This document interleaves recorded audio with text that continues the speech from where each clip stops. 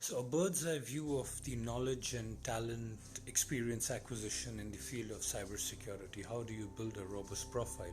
So, I'm just trying to share some snippets of my personal journey. So, first is Cybrary. Cybrary, I did advanced cyber, open source, operational, tactical, and strategic threat intelligence.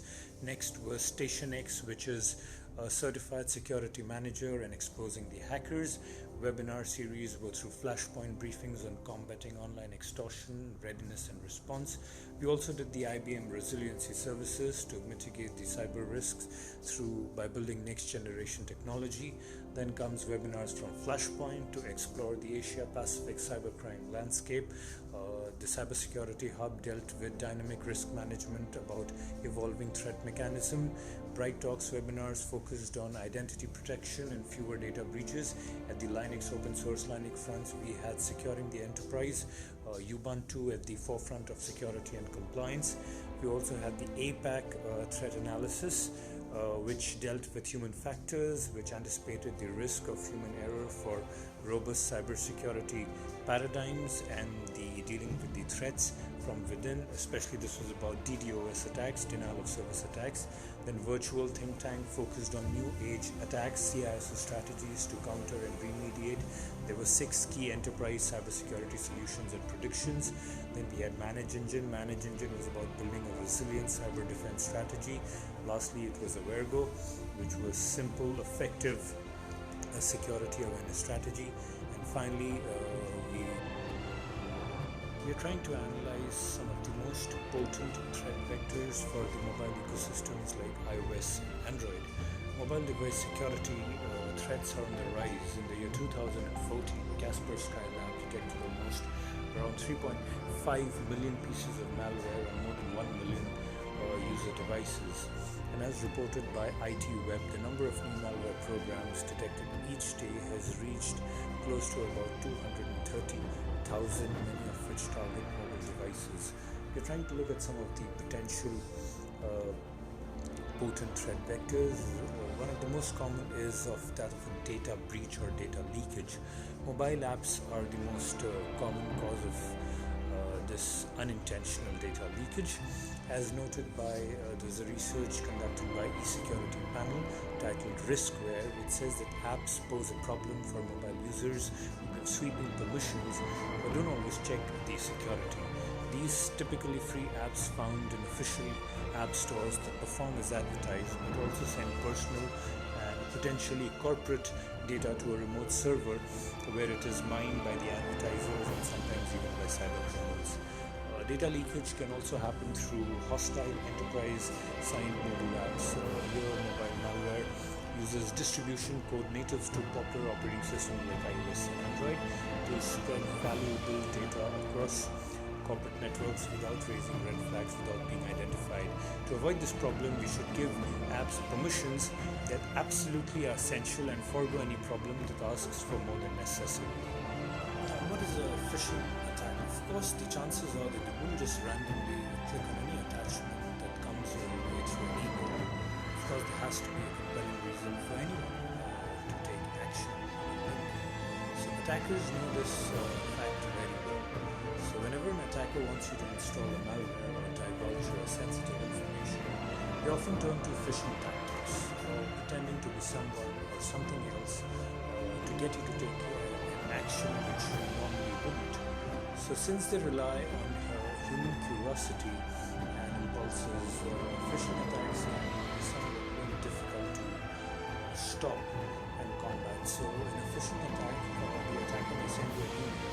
It appears to be from someone that you trust, like your boss or a company that you do business with. Okay, so the email will seem quite legitimate and it will have some urgency to it. For example, fraudulent activity has been detected on your account, some taxation issue, etc. So in the email, there will be an attachment that you'll have to open by clicking on the link. Upon opening the malicious link or the attachment, the malware will automatically be installed into your computer. Once you click on the link, it will send you to another legitimate looking website that will ask you to log in to access an important file. So except the website is actually, the website that you have just accessed is a trap to capture your credentials when you try to log in. So in order to combat phishing attempts, it is very, very imperative, very important to understand the email senders and to verify their credentials. The various types of cybersecurity threats and attack vectors. If you have ever studied famous battles in history, you know that no two battles are exactly alike. Still, there are similar strategies and tactics often used in battle because they're trying to be proven to be effective. Similarly, when a criminal is trying to hack an organization, they won't reinvent the wheel unless they absolutely have to. So they'll draw upon the common types of hacking techniques that are known to be highly effective, time proven to be highly effective, such as malware, phishing, or cross-site scripting, SQL attacks, etc. So whether you're trying to make sense of the latest data breach headlines and news, or you're trying to figure out an incident inside your own organization, it'll help you understand the different attack vectors and the malicious actors that might be trying to employ those attack vectors to cause some harm. So in the coming videos in this blog, we will cover some of these similar issues. QL, pronounced as SQL, it stands for Structured Query Language. It's a programming language used to communicate with databases. Many of the servers that store critical data for websites and services use SQL to manage the data in the databases. An SQL injection attack specifically targets this kind of server using malicious code to get the information out of the server, to divulge information that normally a server wouldn't. It's specifically problematic if the server stores private customer information on the website, such as credit card numbers, usernames, and passwords, commonly known as credentials, or personally identifiable information which are tempting and lucrative targets for an attacker. An SQL injection attack works by exploiting any one of the known SQL vulnerabilities that allow the SQL server to run malicious code. For example, if a SQL server is vulnerable to an injection attack, it may be possible for an attacker to go to the website's search box and type in code that would force the site's SQL server to dump all of its stored usernames and passwords for the site. So we've always seen a constellation of stars. It's time to welcome the age of constellation of satellites by Tesla's SpaceX. It has got permission of 12,000 satellites by the FCC in United States. At present, there are around 2,000 satellites orbiting the Earth, but Tesla will eventually push 30,000 satellites. You will be receiving internet straight from space through combination of ground transceivers. E-commerce companies are hiring more staff as orders pour in. It is witnessing too much growth too soon. In Britain, what has happened is the 5G towers are being set on fire by conspiracy theorists who claim that the recent surge in COVID-19 cases is related to radiation from the 5G towers. Conspiracy theory.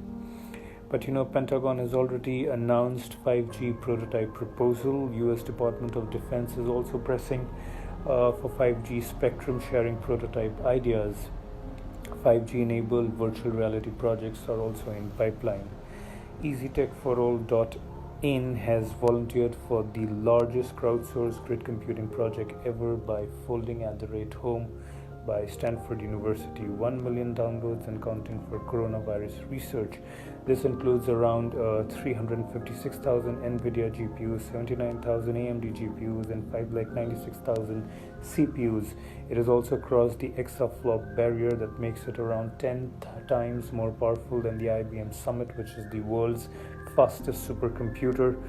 We are staying home and folding home. By the way, supercomputer costs at around $250 million simply for design and assembly, not to maintain the maintenance costs, and around $7 million in energy costs. But to be fair, IBM Summit has joined the fight as well, so congrats. And finally, public cloud computing is an unsung hero in the fight against coronavirus. So if you want to read my report, the presentation of the resources will soon be online, so just in case if you're interested in reading the details, send me your email.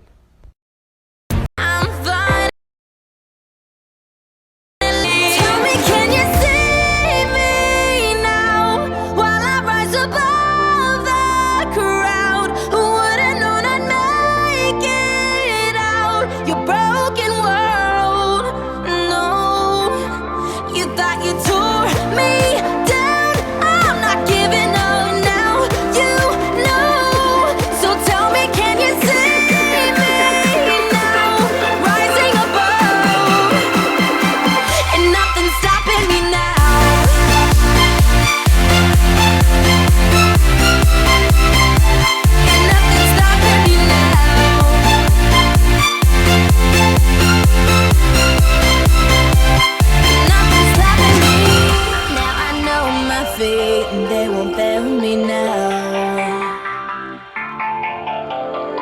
So thanks for showing me all that I am about. Everybody knows how the story goes, a fairy tale.